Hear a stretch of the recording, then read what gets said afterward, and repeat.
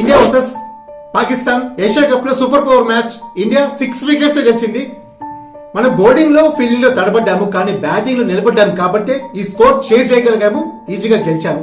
Abhishek Sharma top scorer 74. Bowling లో Bumrah failure, Axar Patel failure, no wickets వీళ్ళకి. అలాగే ఫీల్డింగ్ లో కంప్లీట్ గా ఫెయిల్యూర్ అని చెప్పొచ్చు. ఇండియన్ టీం 4 క్యాచెస్ మిస్ చేశాము.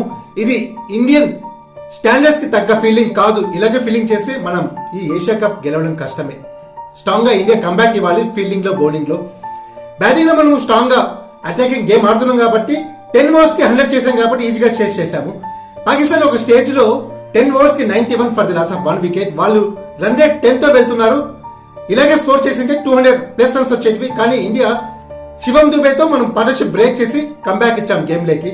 ఇండియా బౌలింగ్ లో ఫీల్డింగ్ లో స్ట్రాంగ్ గా కంబ్యాక్ ఇవ్వాలి, అప్పుడే మనం ఏషియా కప్ గెలవగలుగుతాము. వీడియో నచ్చితే లైక్ చేయండి. అలాగే మరిన్ని అప్డేట్స్ కోసం ఛానల్ సబ్స్క్రైబ్ చేయండి.